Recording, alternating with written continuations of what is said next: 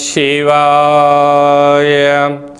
ఓం నమో నారాయణాయ. నరదృష్టి నివారణ కాల భైరవాయ నమో నమః. హరి ఓం.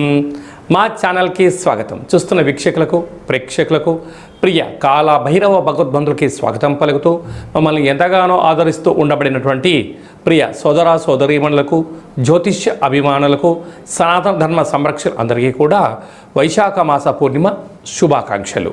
విశేషమైనటువంటి ఈ వైశాఖ మాసంలో పూర్ణిమ గగనంలో ఆకాశంలో ఎంత వెలుగు ప్రసాదిస్తుందో అలాగనే శ్రీ లక్ష్మీ సమేత నవనారసింహ స్వామికి ఆశీస్సులు అందరిపైన ఉండాలని అందరినీ చల్లగా చూడాలని కోరుకుంటూ మనసారా ఆశీర్వచనం.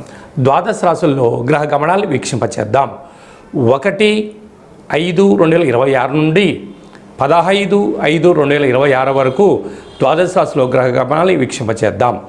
మేషరాశిలో ఏడాది తర్వాత రవి భగవానుడు సంచార స్థితి, అక్కడే బుధ సంచార స్థితి, బుధాదిత్య రాజయోగము మరియు శుక్రుడు స్వక్షత్రకారకుడు వృషభ రాశిలో, మిథున రాశిలో దేవగురు బృహస్పతి సంచార స్థితి, సింహరాశిలో కేతు సంచార స్థితి, కుంభరాశిలో రాహు సంచార స్థితి, మీనరాశిలో కుజుడు మరియు శని భగవానుడు సంచార స్థితితో ద్వాదశ రాశుల్లో గ్రహ గమనాలు ఈ విధంగా ఉన్నాయి. కన్యరాశి వారు తస్మాత్ జాగ్రత్త. సప్తమ స్థానంలో కుజశనుల కలయిక, అష్టమంలో బుధాదిత్య రాజయోగం, రెండూ చాలా అనుకూలంగా లేని కనుక తస్మాత్ జాగ్రత్త. కన్యరాశిలో ఏ నక్షత్రాలు వస్తాయనగా ఉత్తరా నక్షత్రంలోని 2, 3, 4 పాదాలు, హస్తా నక్షత్రంలోని 4 పాదాలు, చిత్తా నక్షత్రంలో 1, 2 పాదాలు కలిపితే కన్యరాశి. రాశాధిపతి బుధ భగవానుడు. వీరికి 6వ స్థానంలో రాహు, సప్తమ స్థానంలో వివాహ స్థానంలో కళత్ర స్థానంలో ఏడాది తర్వాత రుణరోగ శత్రుకారకుడు కుజుడు, ఆయుకారకుడు శని భగవానుడు కలయిక వలన ప్రేమికులు తస్మాత్ జాగ్రత్త. భార్యాభర్తలు అన్యోన్యత చాలా అవసరం. ఈ ఇద్దరి మధ్యన పార్ట్నర్షిప్ వ్యవహార కార్యక్రమం మధ్య నమ్మకమే జీవితం. నమ్మకం లేని చోట విరోధం పెరిగి ఆవేశాలు పెరిగి అనర్థానికి గురయ్యే పరిస్థితి ఉంటుంది. ఏడాది తర్వాత అష్టమంలో ఆయుస్థానంలో రవి భగవానుడు సంచారం చేయడం జరుగుతూ ఉంటుంది. ప్రమాదాలు పొంచి ఉన్నాయి, తస్మాత్ జాగ్రత్త. అదే అక్కడే బుధుడితో కలిపి ఉన్నాడు. ప్రభుత్వ అధికారులతో చాలా అప్రమత్తత అవసరం. లేకపోతే ట్రాఫిక్ చలానాలు, పోలీస్ స్టేషన్లు, కోర్టు సమస్యలతో సతమతమవుతూ ప్రయాణాలలో ఇబ్బందులు, వాహన గండాలు పొంచి ఉన్నాయి, తస్మాత్ జాగ్రత్త. కనుక ఇలాంటి కాల సమయంలో గ్రహదోషాన్ని నివారించుకోవడం కోసము లక్ష్మీ సమేత నవనారసింహస్వామి యొక్క దర్శనం, స్వామివారికి గులాబీల దండ, స్వామివారి కళ్యాణంలో పసుపు రంగు వస్త్రాలు సమర్పింపజేయడము, అలాగనే పూర్ణిమ తిథి యందున నీటిలో పసుపును వేసి చంద్రభగవాన్ని దర్శించి ఆ యొక్క పసుపు తిలకాన్ని మీరు దిద్దుకోగలిగినట్లయితే అదృష్టం కన్యరాశి వారి సొంతం. లేకపోతే ఆర్థికంగా ఇబ్బందులతో సతమతమవుతూ అనేక రకాల మానసిక వేదన గురవుతూ శరీరానికి రోగాలకు నిలయమయ్యే పరిస్థితి అధికంగా ఉంటుందని చెప్పి గమనించాలి. మనకు ఈ విధంగా వైశాఖ మాసమంతను కూడా అద్భుతమైన ఆధ్యాత్మిక మాసము. అంటే సకల దేవతలు జన్మించినటువంటి కళ్యాణ మహోత్సవ కార్యక్రమాలను కూడా మనం చూసుకుంటూ ఉంటాం. కనుక ఈ వైశాఖ మాసంలో పూర్ణిమకు తిథి రోజు ఒక్కరోజు ముందర మనకు లక్ష్మీ నవనారసింహ స్వామి యొక్క జయంతి మహోత్సవ కార్యక్రమాలు కూడా జరుగుతున్నాయి. కనుక మనమందరము కూడా స్వామివారి కళ్యాణంలో పాల్గొన్న తదనంతరము ఈ పూర్ణిమ తిథి యందున తప్పకుండా రాత్రిపూట ఒక వెడల్పాటి పాత్రలో నీటిలో విభూదిని వేస్తే తెల్లగా కనపడుతుంది.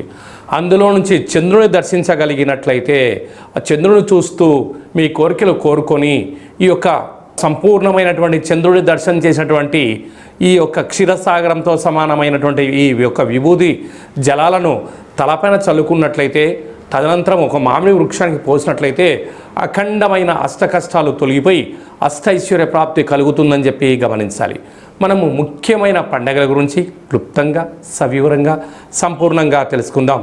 1వ తారీఖు మే నెల 2026 సంవత్సరము వైశాఖ మాస పూర్ణిమ స్వాతి నక్షత్రంతో కూడుకున్న పూర్ణిమ సందర్భంగా సంపూర్ణమైనటువంటి లక్ష్మీదేవి కటాక్షం కోసం చేసేటువంటి పూజా కార్యక్రమం ఏ పూజ చేసినా, ఎందుకనగా లక్ష్మీదేవి క్షీరసాగర మదనంలో మనకు ఉద్భవించిందని మనకు వేదాలు చెప్తున్నాయి కనుక ఆ రోజు ఉప్పును పూజ చేసి ఆ ఉప్పును ప్రవహించే నీటిలో వేసిన లేకుంటే ఇంట్లో నైరుతి మూలలో ఉంచినట్టయితే లక్ష్మీదేవి కటాక్షం అపారంగా కలుగుతుందని చెప్పి కూడా గమనించాలి. 10వ తారీఖున వైశాఖ మాస బహుళాష్టమి కాళాష్టమి కనుక కాళాష్టమి సందర్భంగా గృహంలో కాళభైరవ స్వామి స్మరణ ధ్యానము దీపం వలన సకల అష్ట కష్టాలు కూడా తొలగిపోతాయి.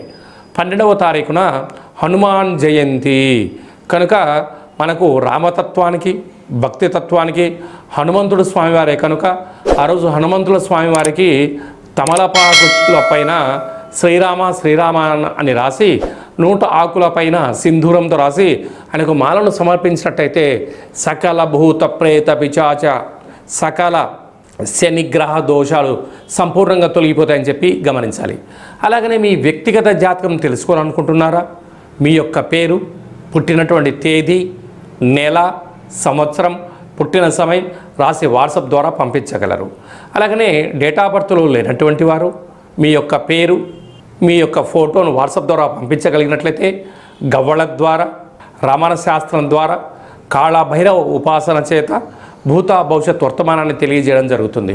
మీ డేట్ ఆఫ్ బర్త్లు పంపించినట్లయితే 100 సంవత్సరాల జాతకం రాసి పంపించి మీరు పుట్టినప్పుడు గ్రహ గమనాలు ఎలా ఉన్నాయి, ప్రస్తుతం ఎలా ఉంటున్నాయి, భవిష్యత్తులో ఎలా ఉండబోతున్నాయో సవివరంగా సంపూర్ణంగా తెలియజేయడం జరుగుతుందని చెప్పి గమనించాలి.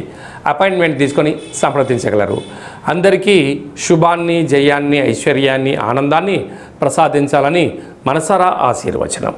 శతమానం భవతి శతాయు పురుష సతేంద్రియ ఆయుష్యేవేంద్రియే ప్రతిష్టతి ధనం ధాన్యం బహుపుత్రలాభం శత సంవత్సరం దీర్ఘమాయు సర్వే జనా సుఖినో భవంతు లోకా సమస్తా సుఖినో భవంతు సర్వం కాళభైరవ దేవతార్పణమస్తు. హరి ఓం. ఈ వీడియో మీకు నచ్చినట్టయితే మా ఛానల్ని సబ్స్క్రైబ్ చేసుకోండి, లైక్ చేయండి. ఈ ఆధ్యాత్మిక భక్తి సమాచారాన్ని భగవద్బంధులకు, మిత్రులకు చేరవేసి హిందూ ధర్మాన్ని కాపాడండి.